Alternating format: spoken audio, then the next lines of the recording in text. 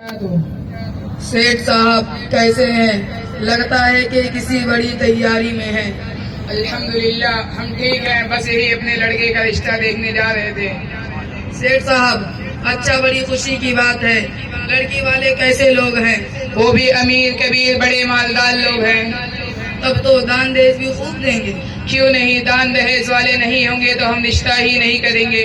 यानी अगर दान दहेज वाले ना रहेंगे तो रिश्ता ही नहीं करेंगे। तो और क्या, हम कोई सत्तो फकीरा लोग थोड़ी हैं। समाज में हमारी एक शान और एक नाम है।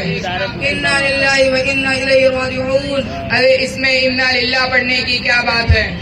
जब कोई सदमे की बात हो तो इन्ना लिल्लाहि व इन्ना इलैहि राजिऊन पढ़ना चाहिए।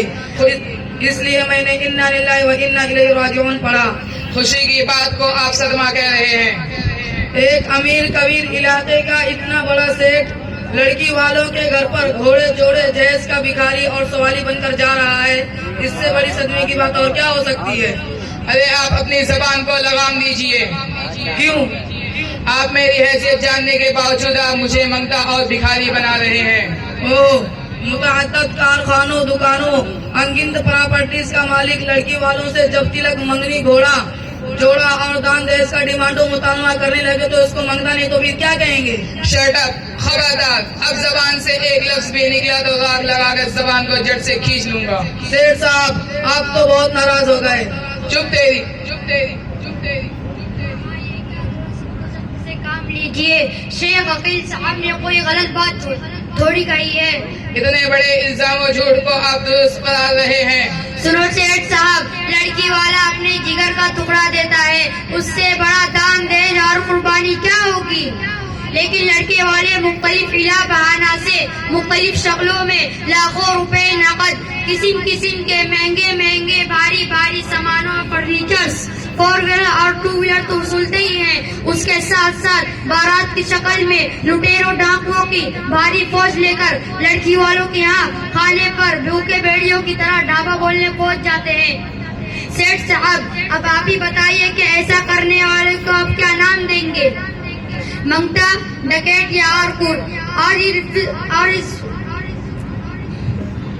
और फिर इस जुल्म की वजह से कौम की बेटियां कहाँ जा रही हैं? कभी इस पर गौर किया? आपके मुंह में जो आता है बकते जा रहे हैं। शादी ब्याह के मौके से ये कोई हमारे अकेले की बात नहीं है, बल्कि अमीर और गरीब, पढ़े लिखे, जाहिल और अनपढ़, आम और खास सब तो ऐसा ही करते हैं। बल्कि ये तो यहाँ की रीतो रिवाज और परंपरा में से है, इसमें कोई नई बात है ही नहीं। यही तो रोना है कि इस हमाम में सभी नंगे हैं, यानी शाह गदा, अमीर और गरीब, आम और खास, नीच दानिशोरों से लेकर चरवाहों तक सब इसी गलाजत में लथपथ हैं, इल्ला माशा अल्लाह। जबकि इन बातों का इस्लाम और मुसलमानों से कोई ताल्लुक ही नहीं। ये तो फकत गैरों की देखा देखी और गैर इस्लाम रीति रिवाज है। लेकिन ये सब तो पोखों के जमाने से होता आ रहा है। इस ताल्लुक से सही और दुरुस्त बात तो हजरत इमाम साहब बता सकेंगे। मैं इमाम साहब को बुलाता हूँ। ठीक है, बुलाइए। हजरत इमाम साहब से दरख्वास्त करता हूँ कि तशरीफ लाए और शादी के जालिमाना बेहुदा रस्म और रिवाज की कबाहत और शनाअत, नीज मुजीब व नुकसानदेह असरात को खोल कर बताए। अस्सलामु अलैकुम व रहमतुल्लाहि व बरकातुहू। वालेकुम अस्सलाम व रहमतुल्लाहि व बरकातुहू। आप लोग एक निहायत ही सादा और आसान अमल के सिलसिले में बिला वजह झगड़ रहे हैं। इसमें सादा और आसान क्या है, जबकि दोनों तरफ से लाख लाख रुपए खर्च होते हैं। कहाँ से आई है लोगों पता और रस्म जहेज? कहाँ से आई है लोगों पता और रस्म जहेज? खुदा के दीन में इसका कोई सुराग नहीं। जो अमल निहायत ही आसान और सादा नीज मुफ्त यानी फ्री में था, हमने उसको गैरों की देखा देखी इतना मुश्किल और महंगा बना दिया कि दान दहेज की वजह से मिल्लत की बहुत सी बेटियां जवानी की दहलीज पार कर जाती हैं और उनके बालों में चांदी चमकने लगती है। तलबे जहेज ने छीन ली उनकी तमाम शौकियां, तलबे जहेज ने छीन ली उनकी तमाम शौकियां। देखो उदास बैठी हैं हवा की बेटियां, और बहुत सी बेटियां तो अपनी माँ बाप की गुर्बत देखकर खुदकुशी कर लेती हैं। देखा जो घर की गुर्बत तो चुपके से मर गई, देखा जो घर की गुर्बत तो चुपके से मर गई। एक बेटी अपने बाप पे एहसान कर गई। और बहुत से लोग तो अपना घर, खेत, जमीन,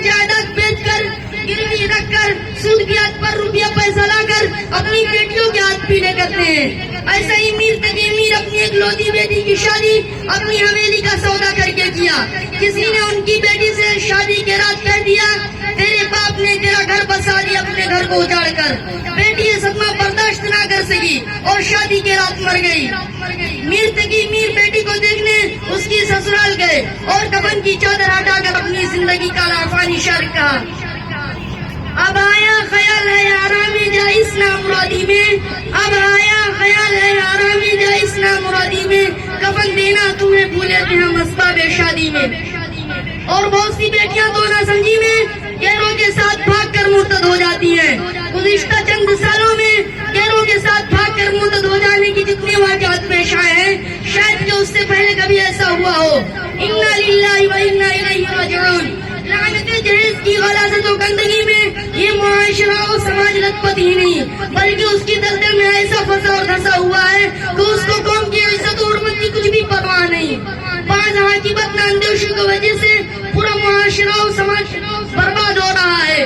कौम की बेटियां गैरों की गोद में जा रही हैं, लेकिन अफसोस सद अफसोस है कौम के जियालो, तुम्हें इसका एहसास तक नहीं। अगर तुम्हें एहसास होता तो तुम निकाह के दो बोल बोल कर लड़की ब्याह कर लाने वाले होते और अपने डिमांडो जहेज की लिस्ट डाटा अपनी जेब में रखकर बहू और बीवी तलाश करने वाले ना होते। तुम्हारा शऊर, तुम्हारा एहसास, तुम्हारा ज़मीर, तुम्हारी गैरत और तुम्हारी आंखों का पानी मर चुका है, वरना तुम हुज़ूर सल्लल्लाहु अलैहि वसल्लम की सीरत, सहाबा रिज़वानुल्लाह तआला अलैहिम अजमईन की जिंदगी, औलिया इज़ाम की